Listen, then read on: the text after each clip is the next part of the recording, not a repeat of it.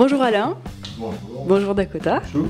Nous sommes à Mondeville, dans l'école des chiens guides à vue de truffe. En quoi consiste cette école ? L'école de chien guide à vue de truffe est la seule école en Normandie. C'est une école qui éduque et remet des chiens gratuitement à des personnes non-voyantes et malvoyantes. Elle a été créée en 2007 par monsieur Stéphane Moreau, qui est éducateur chien guide diplômé d'État. Donc c'est à lui qu'on revient le plus gros travail, c'est d'éduquer les chiens pour pouvoir les remettre. Quel est le parcours de vie d'un chien guide ? C'est l'éducateur qui connaît les élevages qui va chercher les chiens. On les rentre en famille d'accueil à 2 mois et demi. Famille d'accueil de 1 an qu'on appelle ça, parce qu'elle a le chien pendant 1 an, pour le sociabiliser, le rendre propre et l'emmener partout.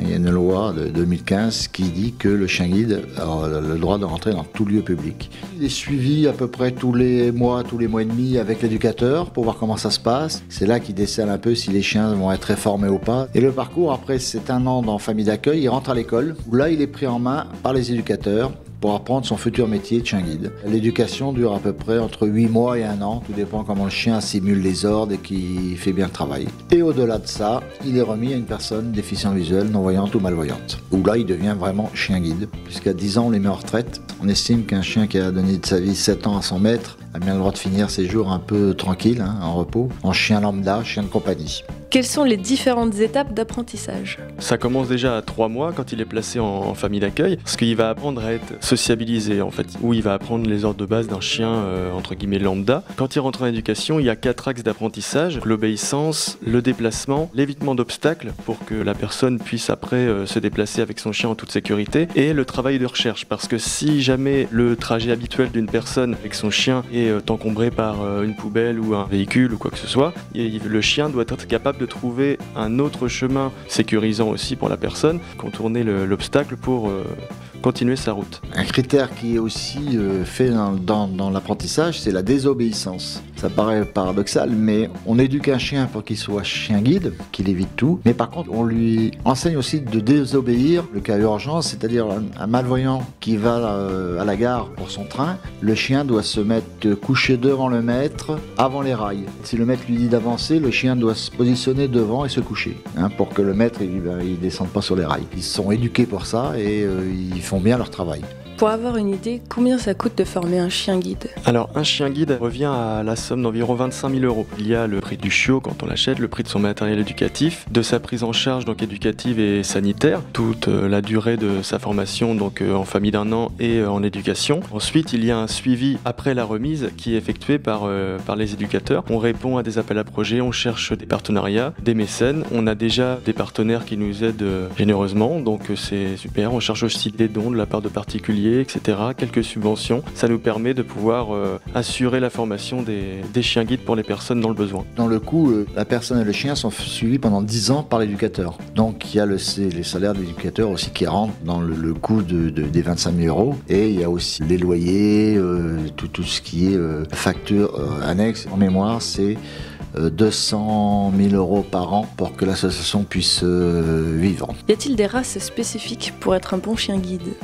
Il faut un chien qui soit d'une certaine hauteur, de manière à ce que le déficient visuel avec le harnais puisse être à la bonne hauteur pour diriger le chien. Donc principalement, nous on fait du Golden Retriever, on fait du Labrador, on fait du Flat Coat, qui est un croisement Flat et Golden, qui sont des très très beaux chiens. On fait du berger suisse et on fait quelques bergers allemands sur demande. Une personne qui veut vraiment un berger allemand, on lui trouve un berger allemand, on l'éduque et on lui remet. Quelles sont les qualités premières que possède un bon chien guide ? On sait que déjà si le chiot est bien sevré et qu'il est prédisposé à être proche de l'homme et à être sociable, etc., là déjà la prééducation et l'éducation au guidage vont être facilitées. C'est très rare, mais ça peut arriver qu'un chien soit réformé parce qu'il a des craintes, une maladie qui l'empêche de devenir chien guide. Donc c'est pour ça que pour son bien-être, on va le réformer et le placer dans une famille d'accueil qui recherche un chien de compagnie, qui on va faire don du chien. De quelle façon peut-on obtenir un chien guide ? Première chose, c'est qu'il faut faire une demande à l'école, une demande écrite. De là, les demandes sont étudiées par la psychologue, par l'éducateur. Il faut que la personne soit déjà autonome à la canne.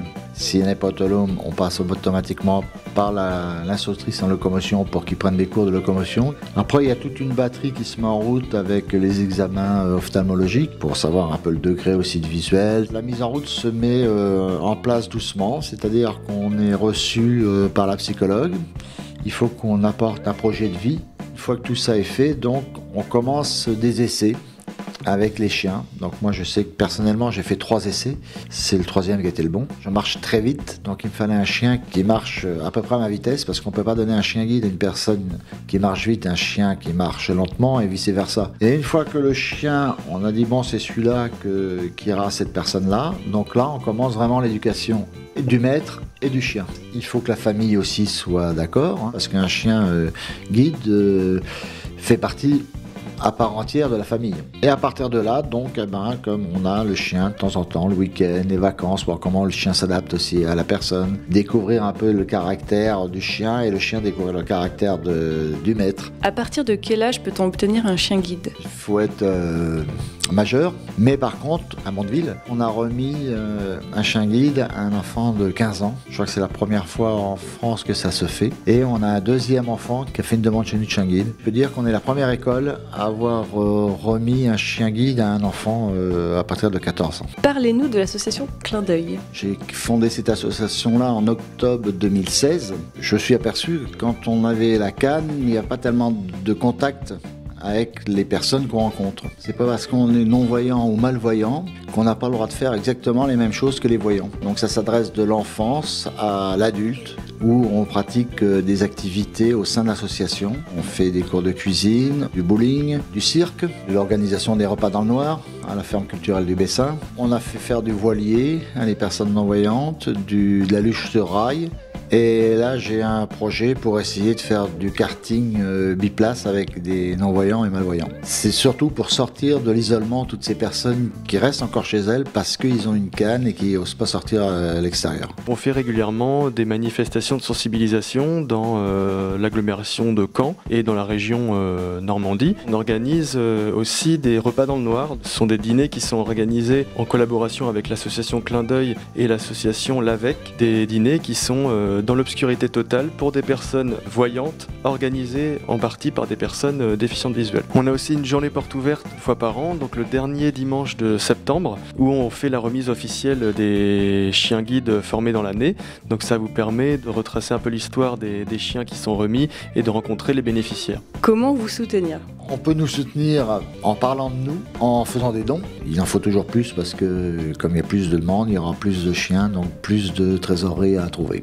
Avez-vous des projets? On a comme projet la mise en place d'une habitation juste à côté des locaux de l'association pour pouvoir accueillir les personnes qui, dans le cadre de leur demande de chien guide, viennent une semaine à l'association, effectuer des trajets avec les éducateurs, travailler la relation avec leurs chiens, et ça leur permettra d'être une semaine vraiment dans une habitation indépendante. Ça développera aussi leur autonomie au quotidien. Ensuite, au niveau de l'accessibilité des chiens guides dans les lieux publics, faire des sensibilisations auprès de divers établissements pour sensibiliser les gens à la question de l'accessibilité des chiens guides dans les lieux publics, dans la mesure où divers établissements qui ont refusé les personnes avec leurs chiens guides, alors que la loi stipule que le chien guide en activité et le futur chien guide, dans le cadre de sa formation, a le droit d'accéder à tous les lieux publics. Merci à vous deux de nous avoir accueillis dans vos locaux et à très bientôt. Merci à vous, à très bientôt. Également, merci à vous et à très bientôt.